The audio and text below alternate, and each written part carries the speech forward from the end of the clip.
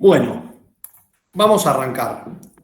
Los que estén presentes, por favor, pónganlo en el chat. Hoy ya veo que algunos lo pusieron. Hoy no voy a pasar lista, digamos, de ir uno por uno. Después los paso por el guaraní. Y hoy vamos a tener una clase relativamente corta y también introductoria. Disculpen que tarde, estoy aceptando a los que faltaban.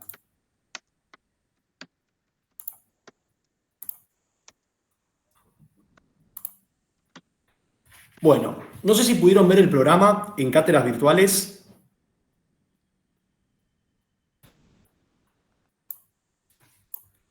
¿Estuvieron ahí chusmeando algo?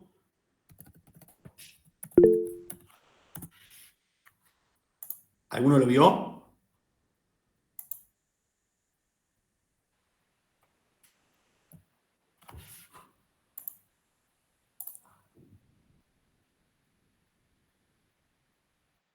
Bueno, en Cátedras Virtuales, ahí estoy viendo que me están respondiendo en el chat. En Cátedras Virtuales yo puse en anuncio el link, que también les mandé un mail por el SIU, y después el link de la videollamada. Y después también subí el libro de Siulu, que el libro de Siulu se usa mucho en la facultad porque sigue el programa, y subí el programa a la materia. Después hay más información que vamos a ir viendo a medida que avance la cursada. El libro es mucho más largo que el programa, o sea, no vamos a dar lo mismo que en la facultad, primero porque no hay tantas clases y segundo porque va a ser un contenido más acotado. Vamos a tratar de abarcar todo, pero de una manera más sencilla. Hoy vamos a dar parte de la unidad 1.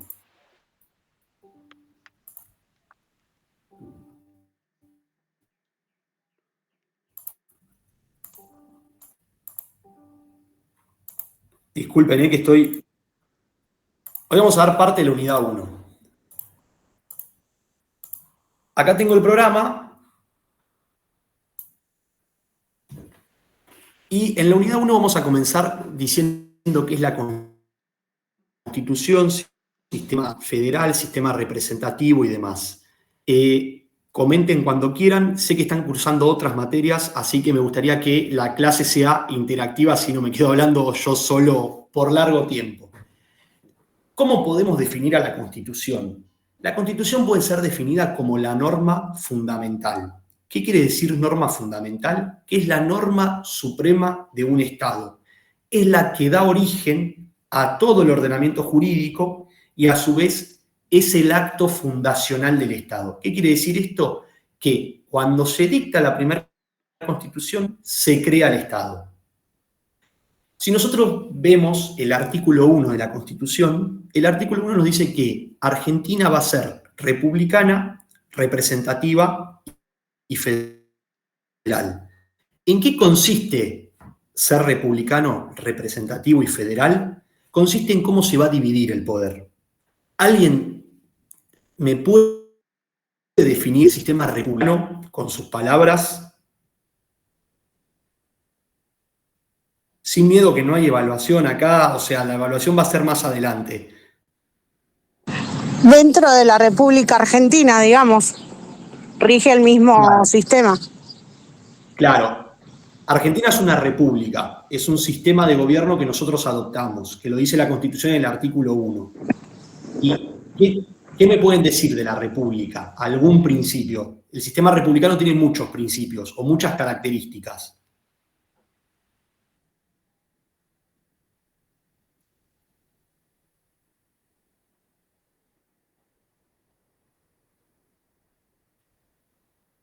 Bueno,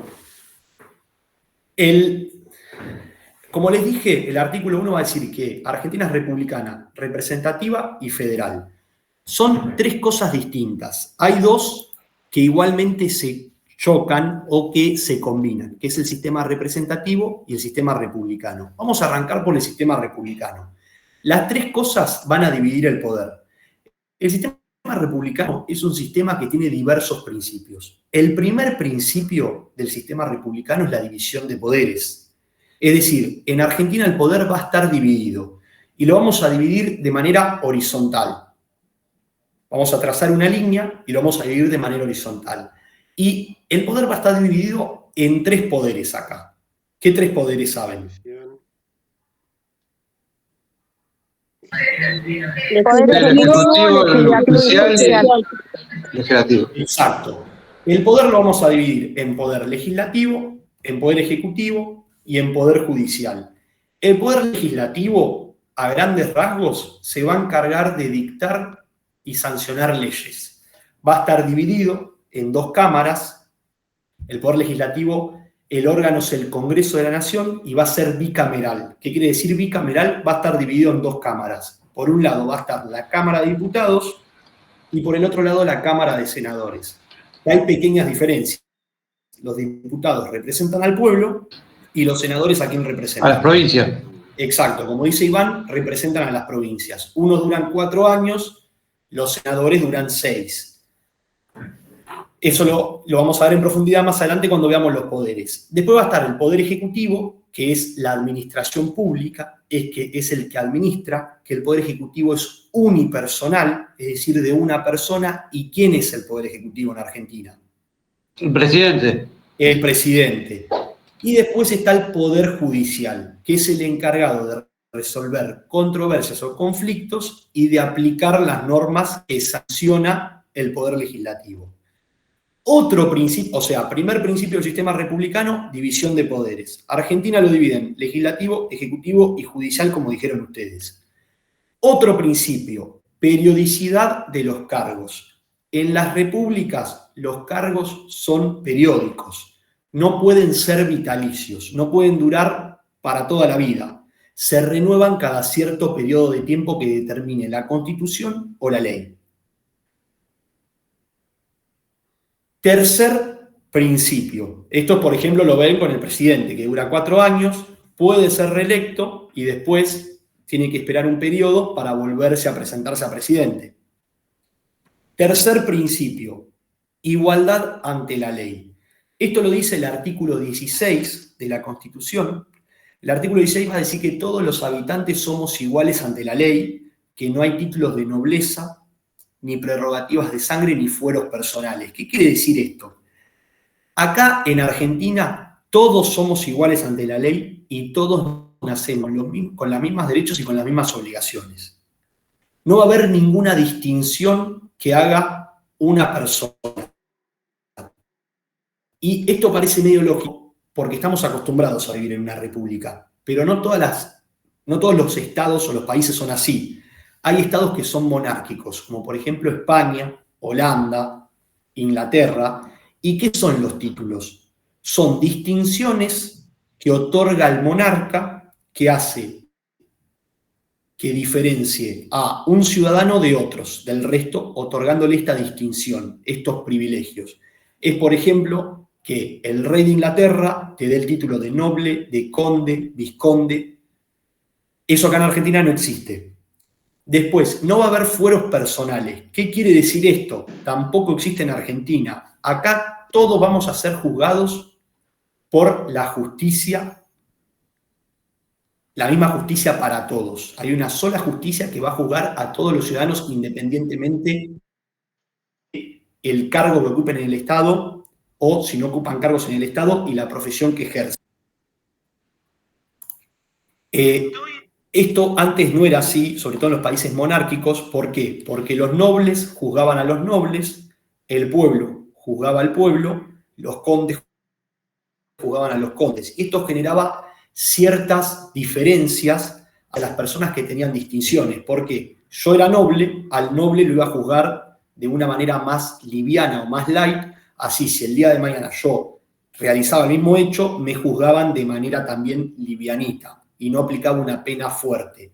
En Argentina no hay fueros. El último fuero fue el fuero militar, donde había una justicia militar, pero terminó siendo derogada. Entonces ahora siempre la justicia juzga a las personas. La misma justicia para todas las personas. Entonces, dijimos, primer principio, división de poderes. Segundo principio, igualdad ante la ley. No va a haber títulos de nobleza ni fueros personales. Todos somos iguales ante la ley. Tercer principio, libertad de expresión. que se va a relacionar con el cuarto principio, que es la publicidad de los actos de gobierno.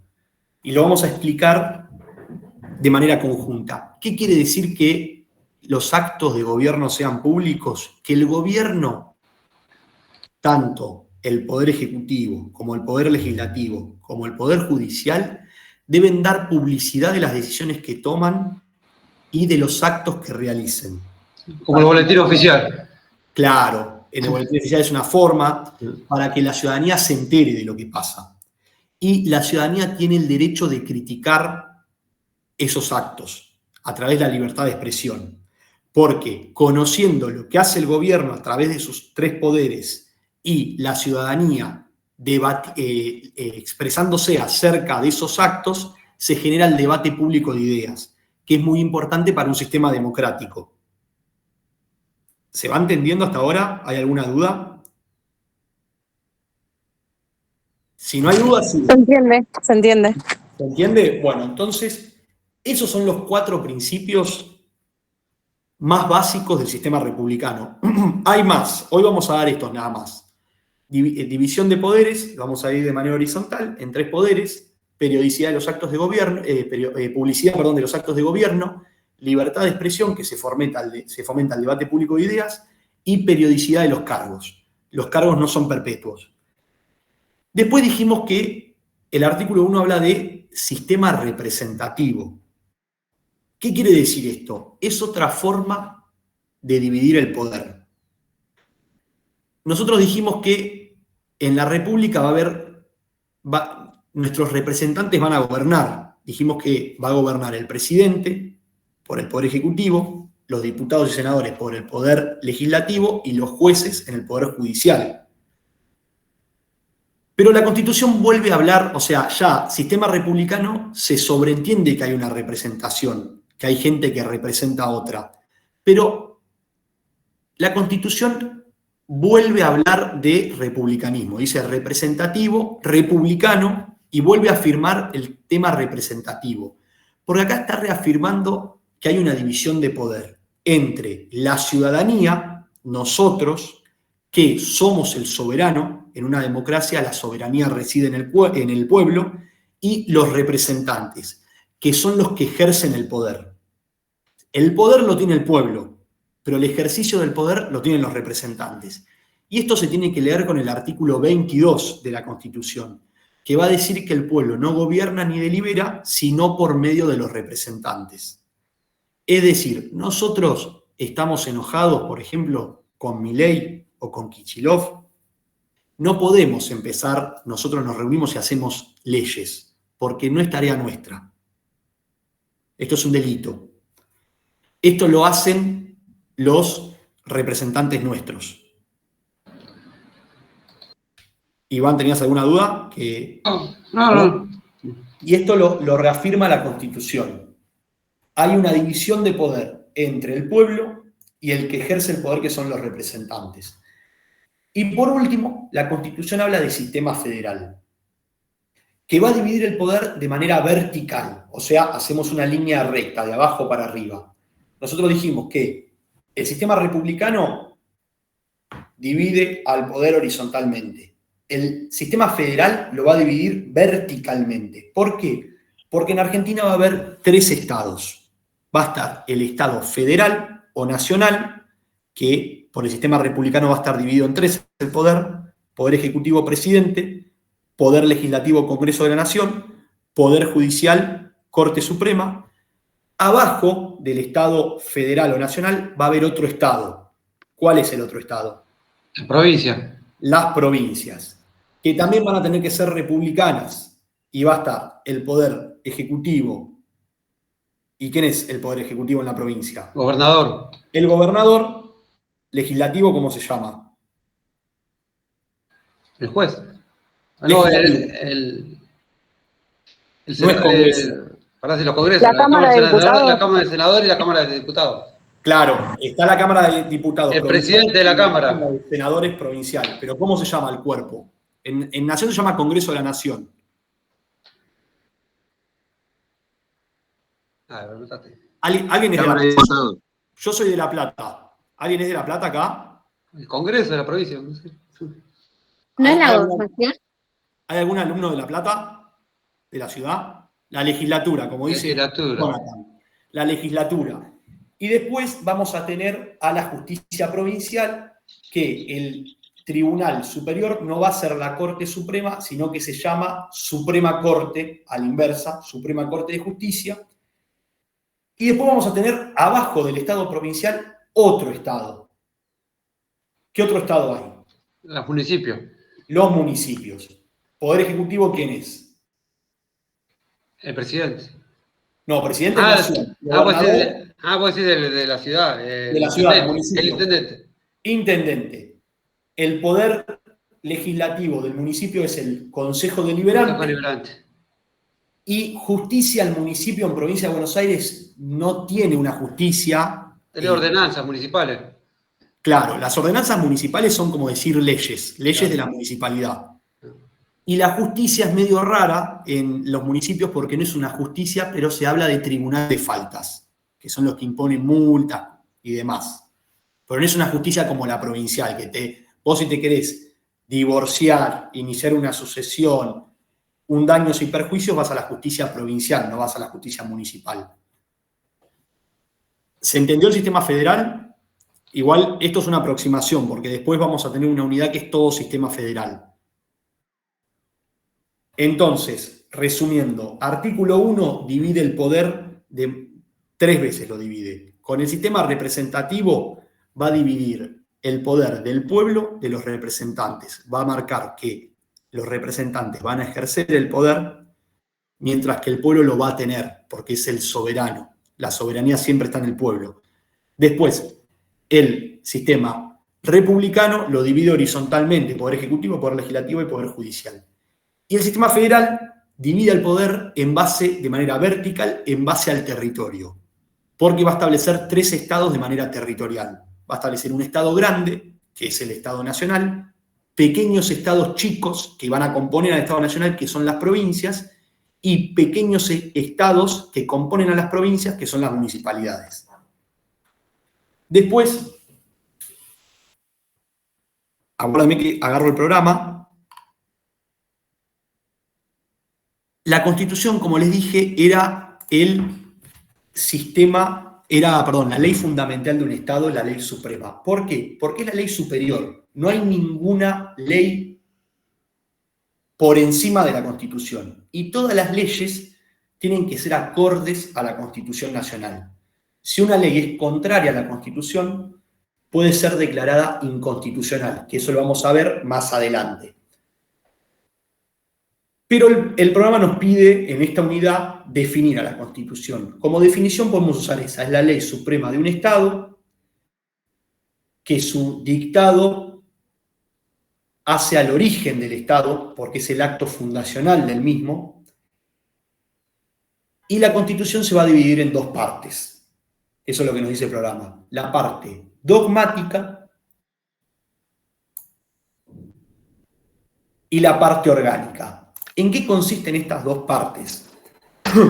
La parte dogmática es la primera parte de la Constitución. Concretamente va del artículo 1 al artículo 43. En esta parte, la Constitución va a establecer los derechos, declaraciones y garantías.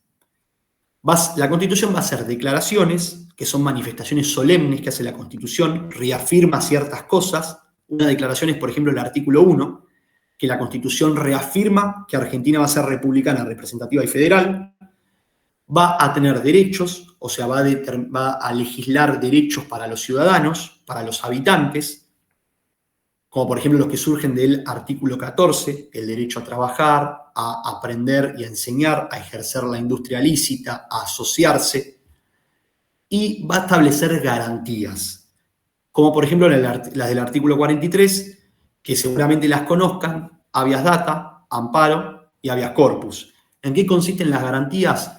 Son remedios judiciales o medios judiciales que sirven para hacer cumplir nuestros derechos constitucionales. Eso va a establecer la parte dogmática. nos va a determinar los derechos de los habitantes, va a declarar cosas sobre el país y va a otorgar garantías.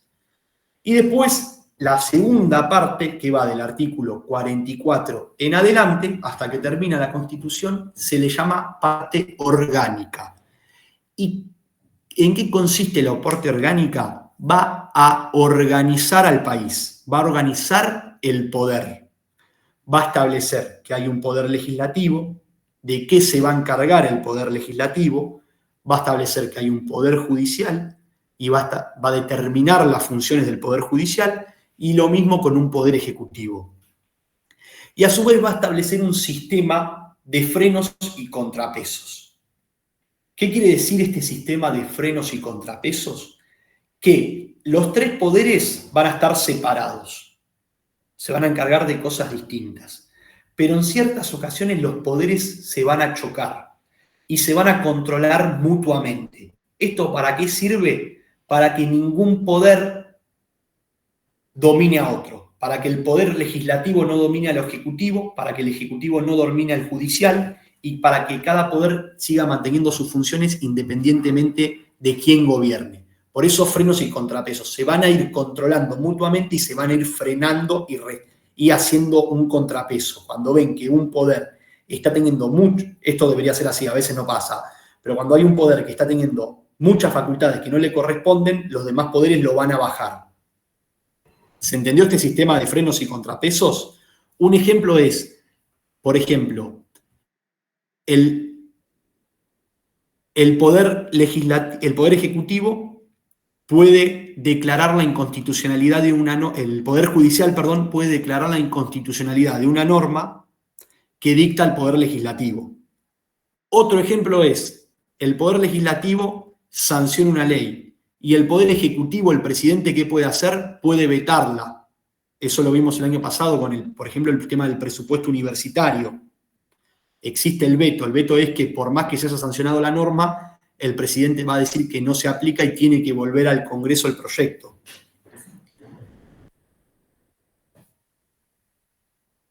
Después, el presidente puede dictar decretos de necesidad de urgencia y el Poder Legislativo los puede derogar.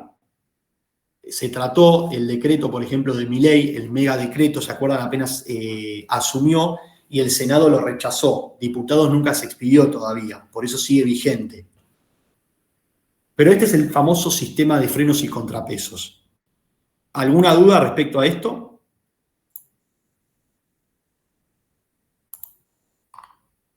¿Ninguna duda? Entonces, No, se entiende. Entonces seguimos. Interrúmpanme cuando quieran y participan y cuando quieran, ¿eh? No hace falta levantar la mano ni nada. Para mí es mejor que participen, así no me quedo las 2 horas hablando yo. Y también hace más entretenida la clase, porque si no es un plomo escuchar a un tipo que habla 2 horas. Después el programa nos pide normas operativas y normas programáticas. En la Constitución va a haber 2 clases de normas. ¿Qué quiere decir esto? Las normas operativas. Las normas operativas son aquellas que se llaman autosuficientes o de aplicación inmediata. La Constitución va a establecer algo y esa norma ya se puede aplicar, como por ejemplo el derecho a transitar. No va a haber, la Constitución lo dice, lo podemos hacer. No necesitamos de otra ley o de un reglamento o de cualquier otro motivo para que podamos transitar de una provincia a otra, por ejemplo. Pero después va a haber normas operativas, que estas no son autosuficientes. ¿Por qué? Porque van a necesitar de una ley del Congreso para que puedan ser aplicadas. O sea, no tienen aplicación inmediata. Discúlpame, normas operativas y normas... Normas operativas y normas programáticas. Perfecto. Las normas operativas lo dice la Constitución y ya se pueden ejercer y aplicar en el acto. Las normas programáticas necesitan, por así decirlo, de un programa para que se puedan llevar a cabo. ¿En qué consiste este programa que digo? De una ley del Congreso. Un ejemplo es, la Constitución siempre habló de juicios por jurados en la provincia de Buenos Aires, y los juicios por jurados también en Nación. Los juicios por jurados recién hará 8 años que se dictó la ley y se están llevando a cabo. Antes no había juicios por jurados. ¿Recuerdan esto? Más o menos saben de lo que hablo, los juicios por jurados, tipo las películas, donde hay un juez, están los abogados y hay un jurado, un grupo de ciudadanos que termina diciendo si es culpable o inocente la persona. ¿Saben el juicio por jurado? Sí. Sí. Bueno, eso la Constitución siempre lo dijo. Pero se necesitaba de una ley para que se aplique. La ley se dictó hace relativamente poco y a partir de ahí se empezó a aplicar el juicio por jurados. O sea, esto era una norma programática, porque no era autosuficiente, no se podía aplicar de manera inmediata. Otro ejemplo es el artículo 14 bis, que habla de los derechos sociales, habla en un momento de la participación en las ganancias entre el empresario y el trabajador. Y un trabajador puede decirle al empleador, che, me tenés que participar en las ganancias. Y el empleador le dice, no te voy a participar, porque es lo que pasaría, le dice, no, ni en pedo. Y tiene razón el empleador, porque se requiere de una ley para hacer la participación, y esa ley nunca se dictó. Esto también es otro caso de una norma programática.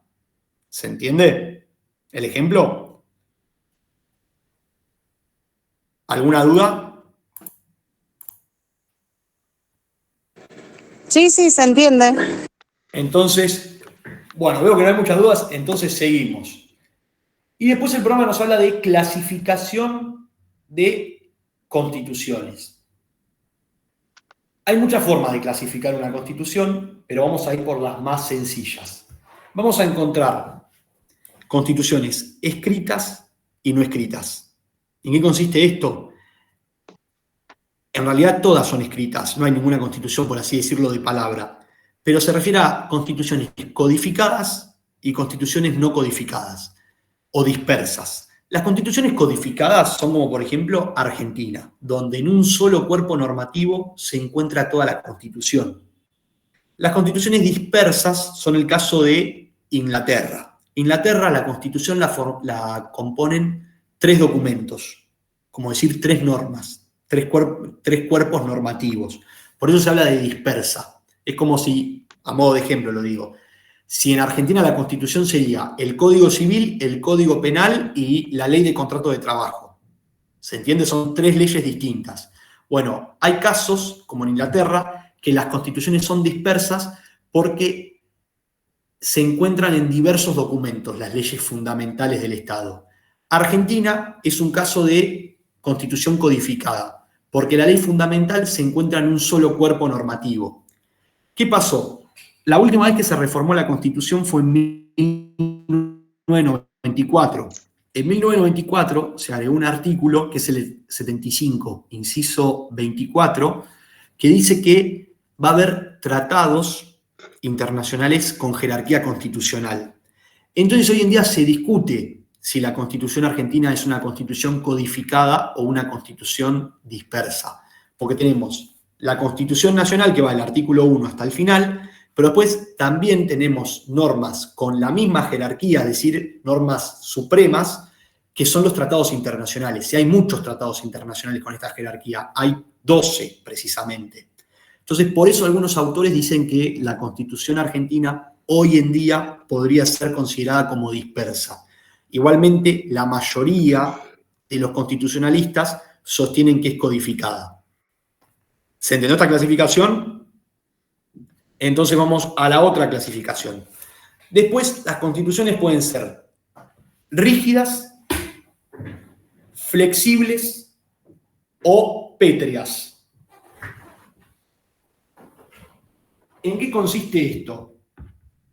Rígidas son aquellas que para poder reformar la Constitución se requiere un procedimiento complejo con mayorías agravadas y un mecanismo difícil o un mecanismo mucho más complejo, por así decirlo, que el de modificación de una ley común.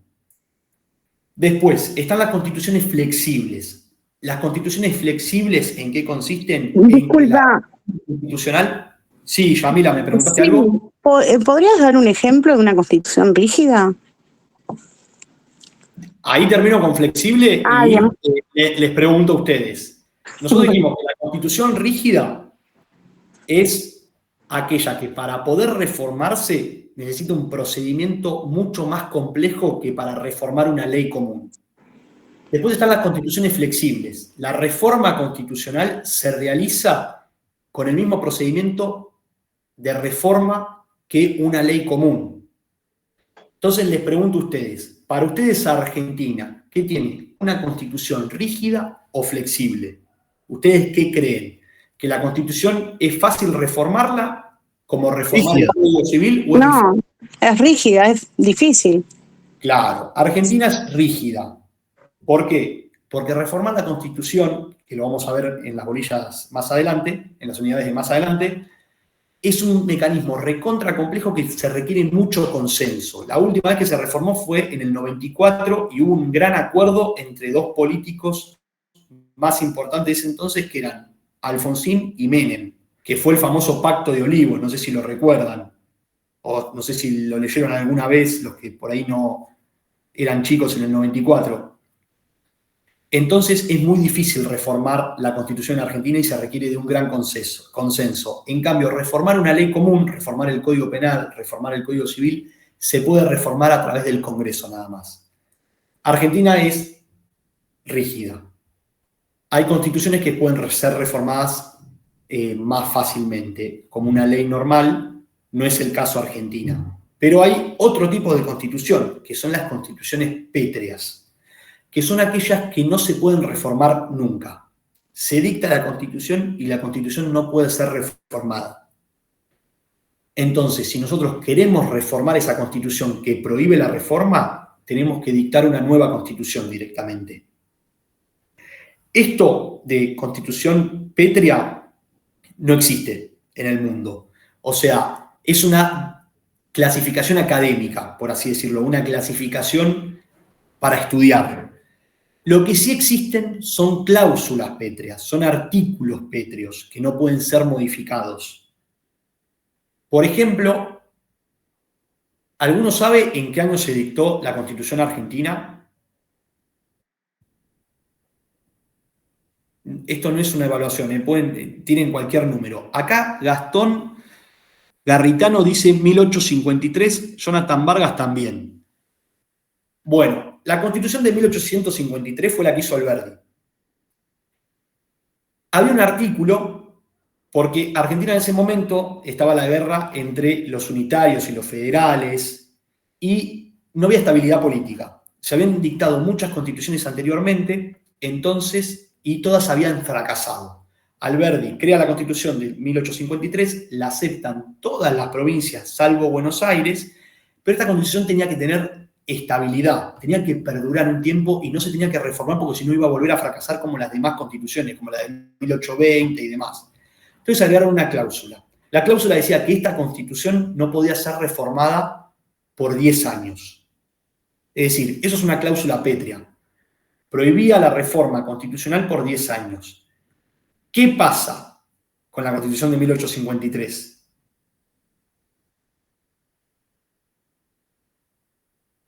Se reforma la Constitución de 1853. No llegó a los 10 años, ¿no?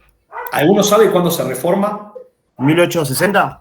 1860, como dice Johnny, disculpa que te diga así, Johnny Orlando. Es el nombre que tenés, no sé cómo te llamas, ¿Johnny o Jonathan? No, Jonathan Orlando.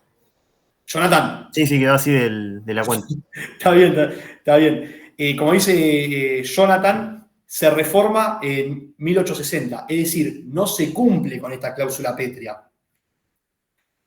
¿Qué pasa? Buenos Aires pierde la última batalla y la Confederación Argentina lo obliga a formar parte del país.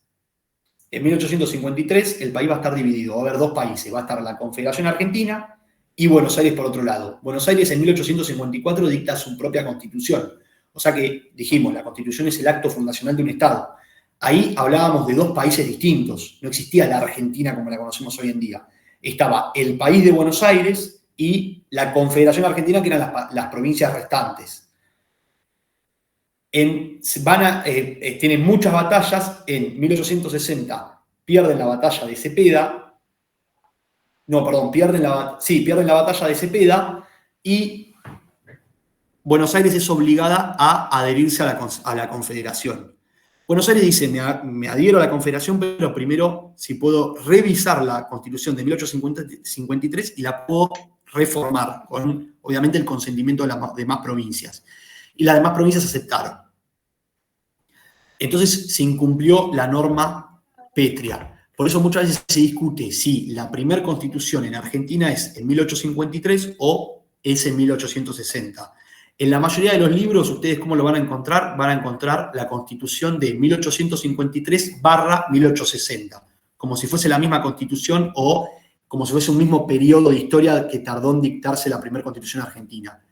Si no, van a encontrar como primera constitución la de 1853, eso lo sostiene gran parte de los autores, y la minoría de los autores sostienen que la primera constitución es la de 1860 porque se incorpora a Buenos Aires. Si me preguntan a mí, es la del 60. Pero bueno, todo esto de historia se los comenté para hablarle de las normas pétreas.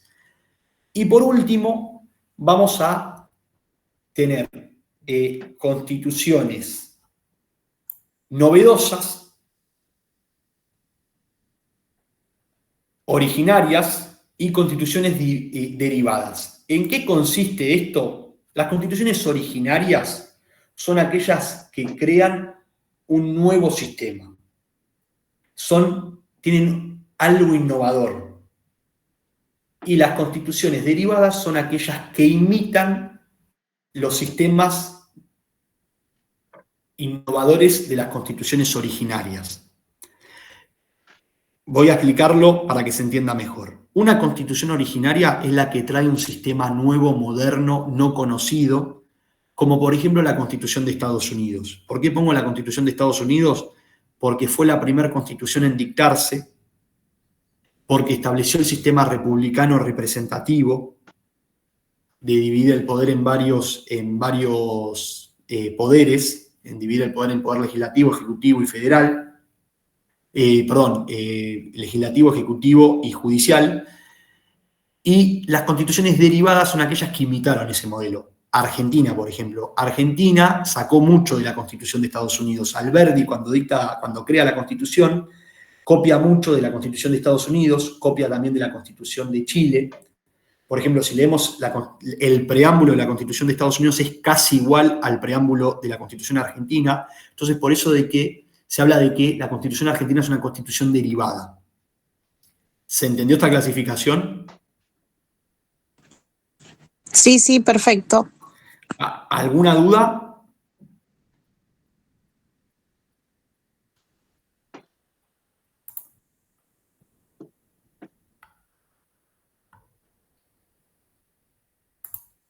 ¿Ninguna duda? Bueno, hagamos una cosa. Yo les prometí que teníamos una clase cortita hoy, que era una clase de introducción, introductoria. Hacemos 10 minutitos de recreo, que yo caliento un poco el agua para el mate, charlamos un ratito más, 10, 15 minutos más, y nos desconectamos. ¿Les parece? ¿O quieren seguir? Belén levantó la mano. Belén, sí, decime. Está levantando la mano dando ok, que no me di cuenta. Bueno, volvemos a las 7. Perfecto. Bueno, perfecto. Listo, perfecto. ¿Visto algo? Nah.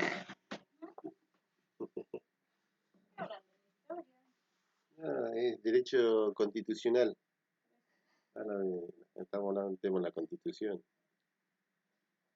Te digo que quise cambiar la raja y se rompió el cosito. ¿Cuál es Lo que va dentro de la cosa. la gomita? La gomita. Y que anda cambiando, ya no tengo tiempo. Después cuando termine cambio. Termino este en 15 minutos más. Y mi negro está en el bajo. Voy a buscar. Está fresco, cerró la ventana.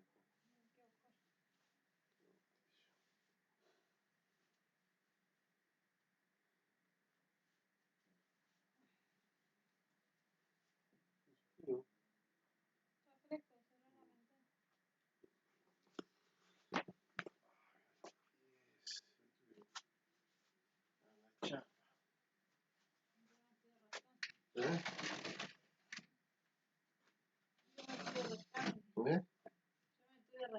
yo diciendo, no te yo no te veo diciendo qué estás haciendo vos.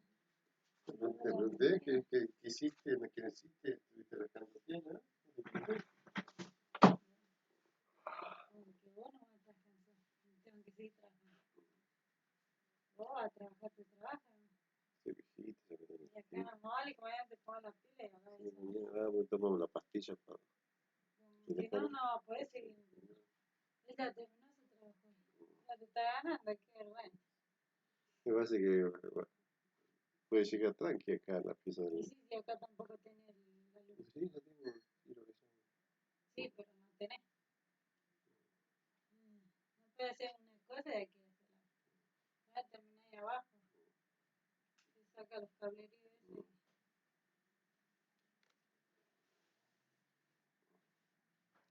Estoy viendo el cemento, ¿qué vamos a hacer con la o qué? Bueno, igual si dura como 3-4 meses. Ya casi cuánto compraste. Y en febrero, fin de febrero. Igual estaba leyendo hasta un año dura si lo tapamos con plástico negro, que sea hermético, que no esté en el suelo. No es que mientras que no se abra la bolsa dure. ¿Y cómo van a tener corralones cantidad de cosas? ¿Para qué tiene para este tener? Si es tan alto, está en un lugar seco, no tiene humedad. Tenemos que buscar un plástico negro para que sea hermético. Una vez que mi papá termine que se vaya, encintarla bien para que no le entre cosas. Igual dice que hay que rotarla a las bolsas. Mira el lugar. Me informé todo. Sí, igual lo cambiamos el otro. Lo rotamos cuando sacamos de allá acá. Claro. Pero por eso te digo. Mitad de mes del mes que viene y hay que rotarlo de nuevo. De nuevo allá. Ahora lo necesita de este lado. Por eso que tenés que terminar toda la instalación. Si no, no puedes seguir. Y poner las tornilletas porque están volando las cajitas.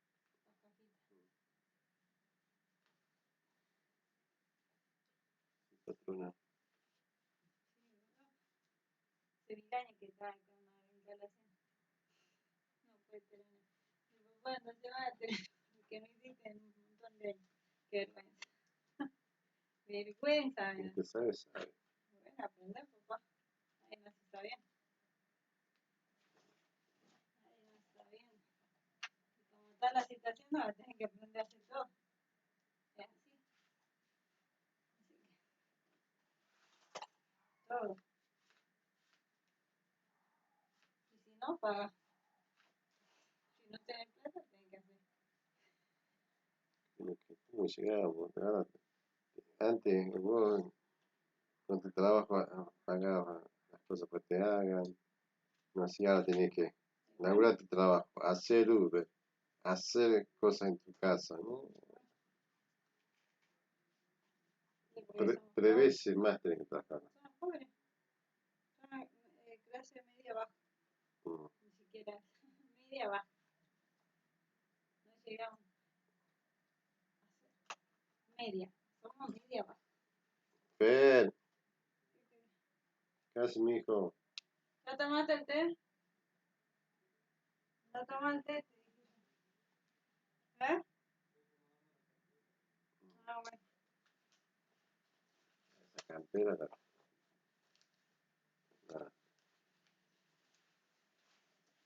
me tiene una campera para prestarte, ¿querés? Me gusta tu estilo.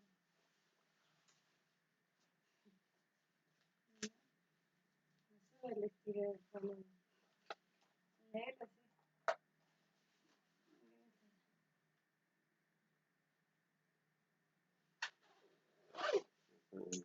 ¿Viste esa camperita? ¿La otra? Tengo que cocinar. No tengo ni tiempo de cocinar, pero prende. Yo voy a trabajar y porque trabajo y voy a estar llorando. Vale, que mañana tempranito te pongas a poner las pilas porque si no, ahora con cuidado. ¿Qué haces?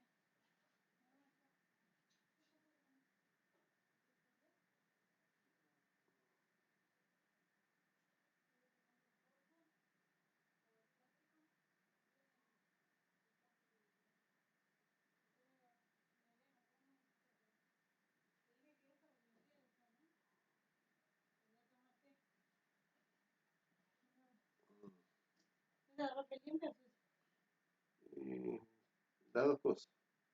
no puede ser blanco o negro. Es sucio, después abajo. Igual está lleno de los. Ahora voy a abrir el sillón y ponerlo. Nunca olvidé negro y le cambié la garrafa porque si no, no puedo. Una antes Luis a buscar negro también la agarró. Aparte se rompió la gomita. Y la gomita la otra la puse en la manguera. La que viene, la que siempre cambiamos. Sí, Esa está colocada ahí en la puntita de la y manguera. ahí me fijo yo.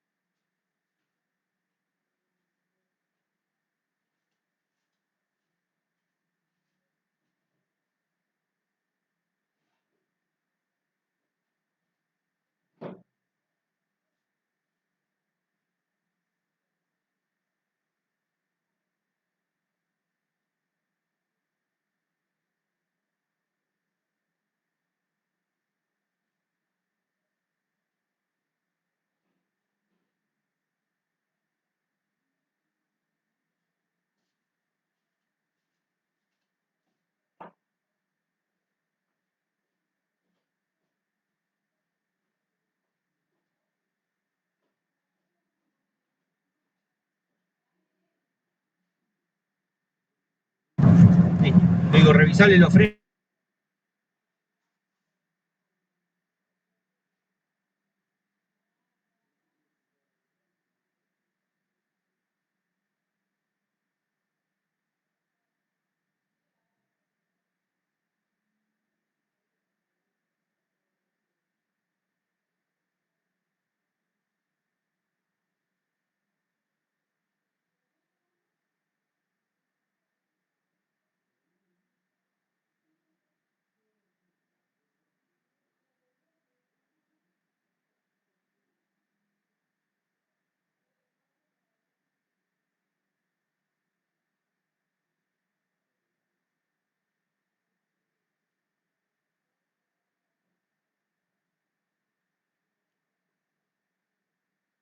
Despierto.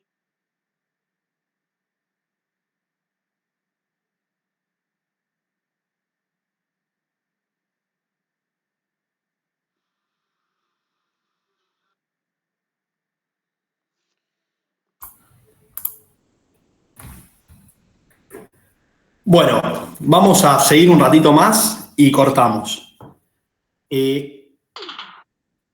Les recuerdo que el jueves que viene no tenemos clase.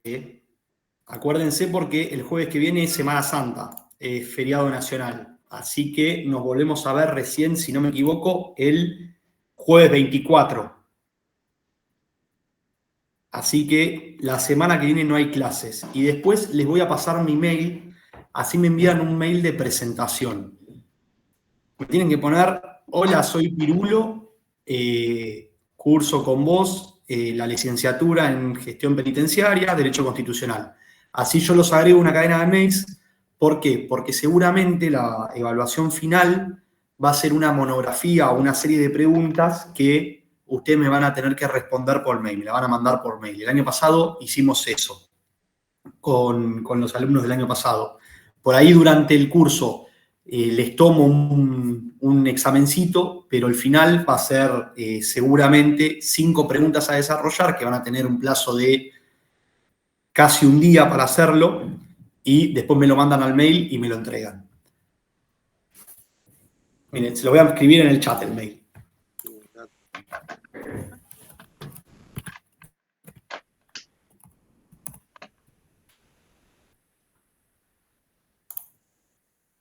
berrymiguel@outlook.com. Mándenme un mail de presentación, así los agrego a la listita de mails.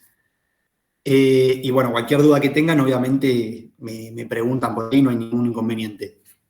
Bueno, el programa después chusmeen lo de cátedras virtuales, agréguense también a cátedras, que ahí está toda la información, y así tienen el programa. El programa después habla del Estado, el concepto, los elementos del Estado. De todo eso vamos a hablar la clase que viene, que va a ser el jueves 24 recién. Acuérdense, la semana que viene no nos conectamos. Pero vamos a tratar el último punto de la unidad, que es democracia semidirecta. ¿En qué consiste la democracia semidirecta? Doctrinariamente, académicamente, por así decirlo, se habla de 3 tipos de democracia. Se habla de la democracia directa, que era la democracia de la Grecia clásica, que era donde todo el pueblo en Atenas se juntaba en una plaza. Cuando me refiero a todo el pueblo, me refiero solamente a los hombres libres, porque en ese momento las mujeres no participaban en política y también había esclavos. Estamos hablando de hace muchísimos años atrás. La gente se juntaba en una plaza en Atenas y debatía qué llevar a cabo en cuanto a la política de la polis. En la plaza cada uno hablaba, cada uno... ¿Nos regimos por el libro de Ciulu? Sí, Gastón, ustedes pueden leer de cualquier libro que quieran. Yo en cátedras virtuales les subí el libro de Ciulu, porque es un libro de fácil lectura y el programa lo hice en base a ese libro. Así que ahí van a encontrar todo. No es necesario que se lean todo el libro porque el libro es larguísimo, pero los puntos del programa están en el libro de Ciulu. Pero bueno, volviendo al tema, la democracia directa era todo el pueblo se juntaba en la plaza principal de Atenas, debatía lo que cada uno consideraba, cómo llevar a cabo la política de la ciudad y después votaban. Eso hoy en día es imposible de hacerlo. No nos podemos juntar, por ejemplo, los 40 millones de argentinos en una plaza de Argentina y que cada uno diga su punto de vista y después votemos. Entonces se habla de democracia indirecta, que tiene que ver un poco con la representación. ¿En qué consiste? En que los ciudadanos votan a representantes y los representantes llevan a cabo la política y las decisiones. Pero también, como se notó que la democracia indirecta, si bien la soberanía, como en cualquier democracia, estaba en el pueblo, estaban las personas, tenía poca participación la ciudadanía. Entonces se idearon institutos de democracia semidirecta. Y vamos a hablar de 3. Vamos a hablar de la revocatoria, de la iniciativa popular y de la consulta popular. Primero vamos a hablar de la revocatoria.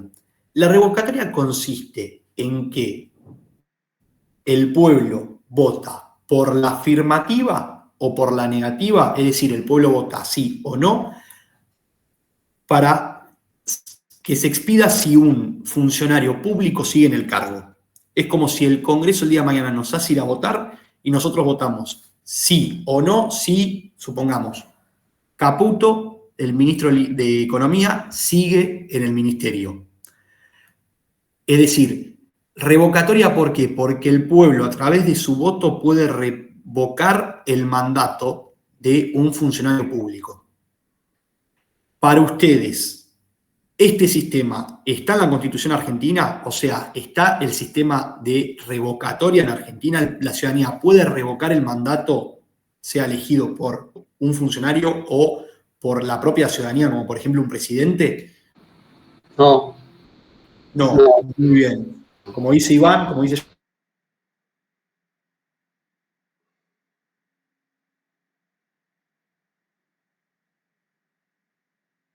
iniciativa popular, ¿dónde la vamos a encontrar? La vamos a encontrar en el artículo 39 de la Constitución. ¿En qué consiste? Consiste en que un grupo de ciudadanos pueden presentar un proyecto de ley ante la Cámara de Diputados siempre y cuando ese proyecto que inicia en el pueblo, porque lo inicia un grupo de ciudadanos, no trate sobre presupuesto, materia penal, reforma constitucional, tratados internacionales y tributaria. ¿Por qué creen que se presenta en la Cámara de Diputados?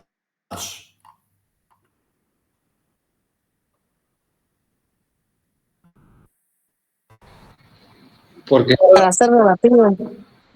¿Cómo? porque son quienes nos representan. Claro, porque los diputados son los que representan al pueblo. Acuérdense que los senadores representan a las provincias. Y esto se trata de iniciativa popular, iniciativa del pueblo. ¿Qué se requiere? Se requiere por lo menos un 3% del padrón. Esto lo dice bien igual la ley de iniciativa popular. ¿Y por qué consideran ustedes que hay materias prohibidas? Dijimos que las materias prohibidas eran reforma constitucional, tratados internacionales, materia penal, presupuesto y tributario. ¿Por qué, por ejemplo, está prohibido el tema tributario?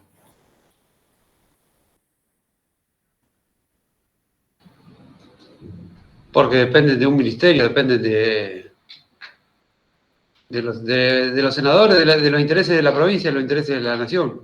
Sí y no. La explicación es más sencilla todavía. Si bien hay intereses de por medio, la explicación es más sencilla. ¿A vos, Iván, te gusta pagar impuestos? No. Mientras que estén bien utilizados, sí, no me molesta, pero Bueno, me molesta. En este país me molesta. a la mayoría de la gente no le gusta pagar A impuestos. mí tampoco. Coincido con vos igual, ¿eh? Si te dan algo a cambio está bueno, pero a la mayoría de la gente no le gusta. ¿Qué pasa? Nos ponemos todos de acuerdo, iniciamos un proyecto de ley donde eliminamos todos los impuestos. Y eso obviamente el Estado no lo quiere, porque el Estado se financia a través de impuestos. Por ejemplo, la universidad pública se financia a través de impuestos, el servicio penitenciario, los colegios primario y secundario, la salud.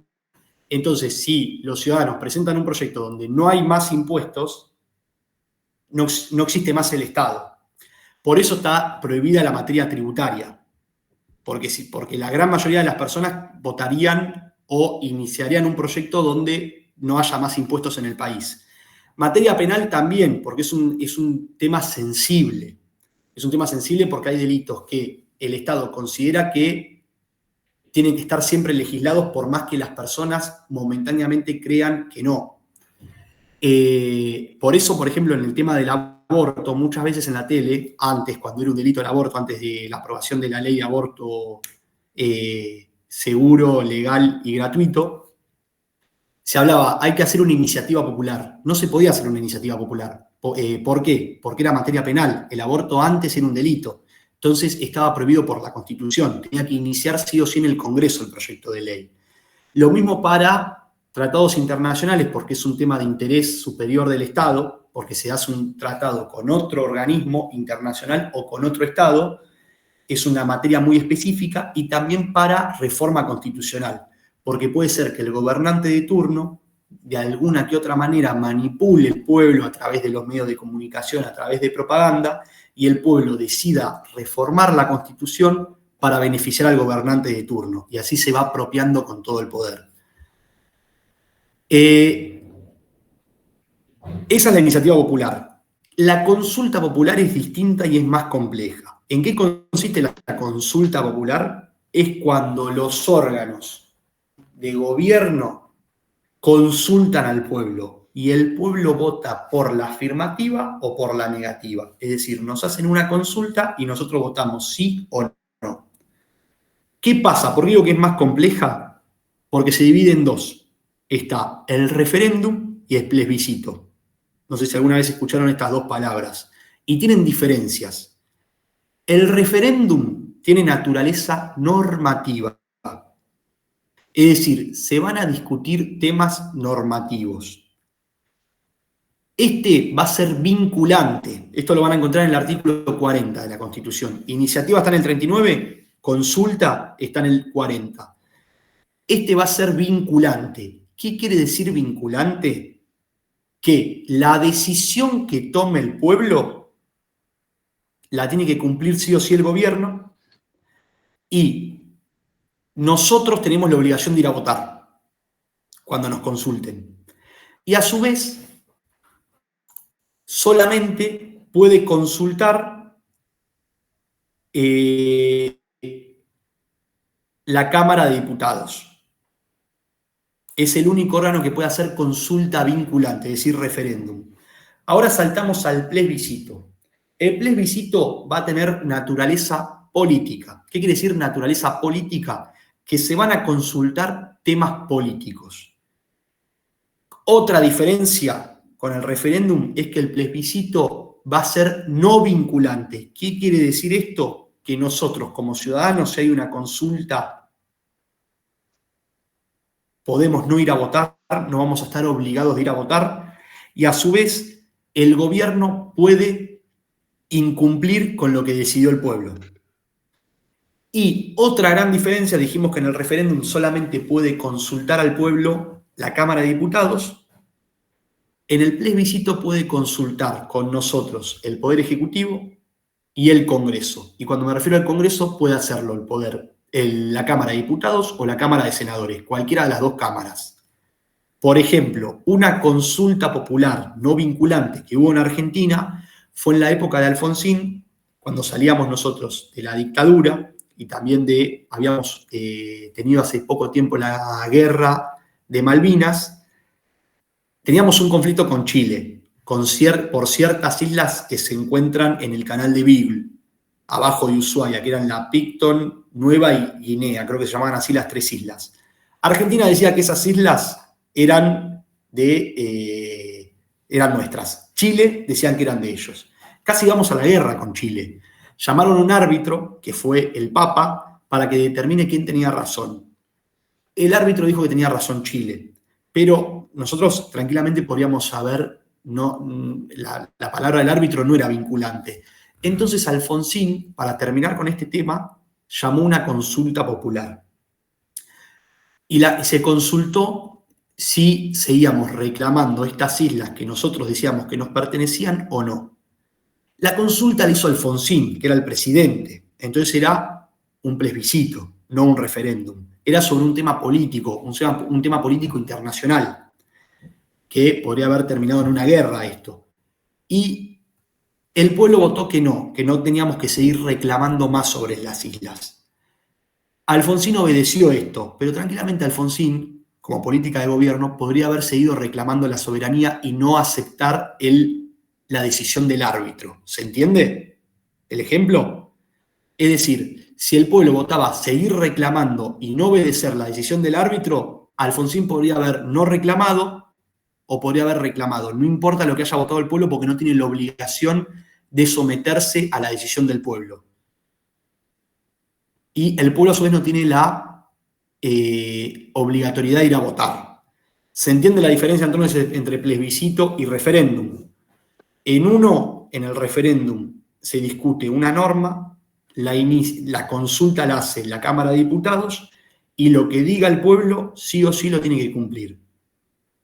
En el plebiscito la puede hacer la consulta el presidente, la Cámara de Senadores y la Cámara de Diputados.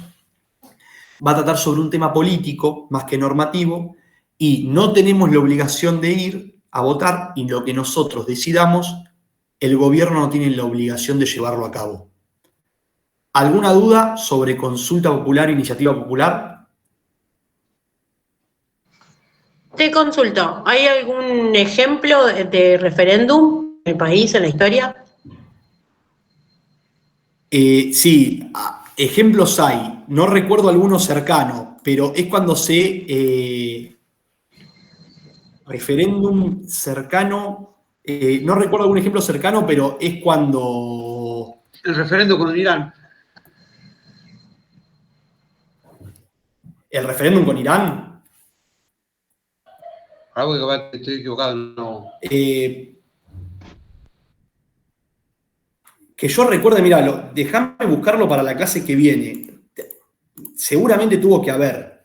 Esto es algo relativamente nuevo igual, porque se incorporó en la Constitución en el 94. Hubo varios plebiscitos en Argentina, porque casi siempre los que consultaron fueron el Poder Ejecutivo. Por ejemplo, una vez Menem hizo un plebiscito sobre si se tenía que reformar o no la Constitución. Pero referéndum, déjame chequearlo. Seguramente alguno hubo. Pero me mataste con la pregunta. Bueno, gracias. La clase que viene te digo un ejemplo concreto. Déjame buscarlo bien. ¿Alguna otra duda?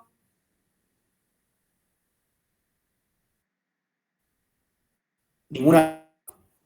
Bueno, si no hay dudas, terminamos la clase. Acuérdense de mandarme un mail de presentación, así los agrego a una cadena de mails a berrymiguel@outlook.com.